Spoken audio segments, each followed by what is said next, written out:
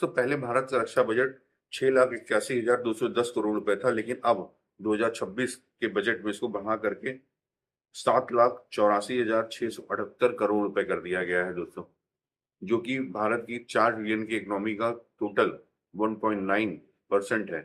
15% का इजाफा किया गया है पिछले साल के रक्षा बजट के मुकाबले इस साल के रक्षा बजट में। भारत में विशेषज्ञ बता रहे हैं कि गिरता हुआ रुपया और बढ़ते हुए डॉलर के मुकाबले ये जो रक्षा बजट 15% इसे कम से कम 30% बढ़ाने की जरूरत थी।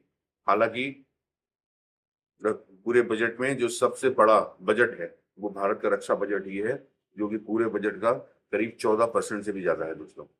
ऑपरेशन सिंदूर के दौरान ये महसूस किया गया कि भारत को बहुत सारे नए इक्विपमेंट्स, ड्रोन, लड़ाकू ड्रोन और एआई फीचर्स से लैस कई सारे हथियारों की, नए फाइटर जेट्स की और लड़ाकू विमानों के साथ पनडुब्बियों की जरूरत है। भारत ने 10 अरब डॉलर की डील की है जर्मनी के साथ, जिसमें 6 पनडुब्बी भारत लेगी जर्मनी से और लगभग 114 नए लड़ाकू विमान लेने हैं भारत को, जिसके लिए भारत ने बजट रखा है 30 से 35 अरब डॉलर का। लेकिन ये प्लेन कब लेगी, किससे लेगी, कौन सा फाइटर प्लेन लेगी, ये अभी क्लियर नहीं है दोस्तों। भारत ने अब बस एक बजट अपना निकाल दिया है कि हमें अब 114 के करीब नए फाइटर प्लेन लेने हैं।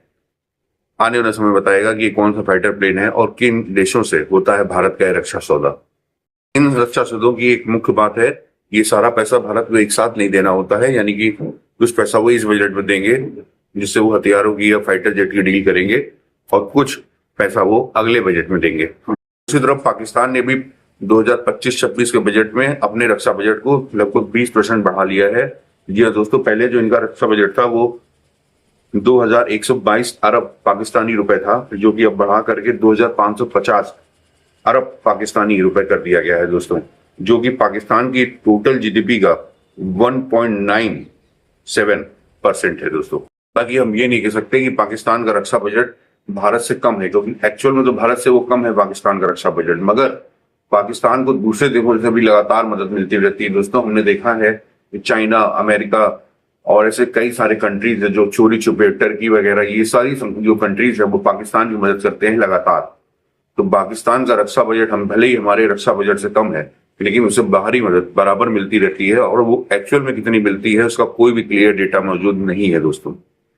बात करते हैं चीन के रक्षा बजट की। चीन का रक्षा बजट 2024 में उनकी टोटल जीडीपी 18 पॉइंट यानी कि 18.74 ट्रिलियन डॉलर की उनकी पूरी जीडीपी, उनकी पूरी इकोनॉमी है। एक साल में वो 18.74 ट्रिलियन डॉलर कमाते हैं दोस्तों, और उसका 1.7% उनका रक्षा बजट है, जो कि भारत के रक्षा बजट से कहीं आगे है, क्योंकि चीन की जीडीपी 18.74 यानी कि 18.74 ट्रिलियन है और भारत की जीडीपी लगभग 4 ट्रिलियन यानी कि 4 ट्रिलियन के बराबर है दोस्तों।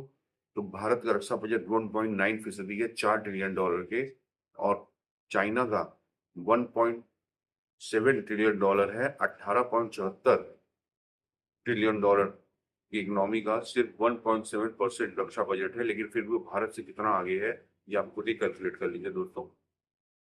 चाइना रक्षा बजट के मामले में भारत से कहीं आगे है। तो हम बात करें बांग्लादेश की, तो बांग्लादेश की जो 2024 का रक्षा बजट था वो सिर्फ 450 अरब डॉलर का था, जो कि बांग्लादेश की जीडीपी का 0.9% है दोस्तों।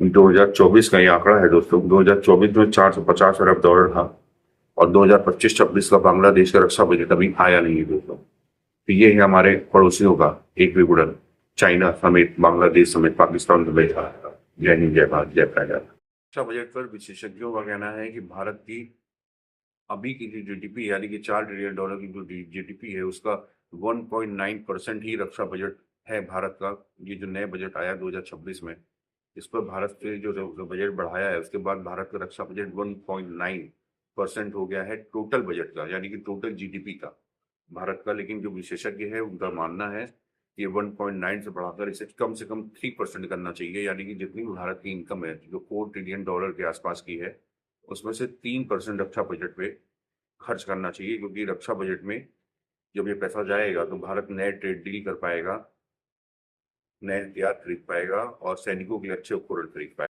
भारत के हैदराबाद में बनी है नई रॉकेट फैक्ट्री, और इस रॉकेट फैक्ट्री की खासियत यह है कि प्राइवेट है। ये दोस्तों इसमें गवर्नमेंट का कोई कंट्रोल नहीं है, ये प्राइवेट कंपनी है। इस कंपनी का नाम है स्काई रूट एयर स्पेस, और इसमें जो रॉकेट बन रहा है उसकी खास तौर से चर्चा हो रही है दोस्तों, क्योंकि इस रॉकेट का नाम है विक्रम-1 सैटेलाइट, यानी कि विक्रम-1 ये रॉकेट का नाम है दोस्तों। और ये जो हमारे सैटेलाइट्स हैं उनको अंतरिक्ष में निचली कक्षा में स्थापित करने के लिए रॉकेट बनाया जा रहा है, और इसका उद्घाटन प्रधानमंत्री श्री नरेंद्र मोदी जी ने खुद वीडियो कॉन्फ्रेंसिंग के द्वारा किया है दोस्तों।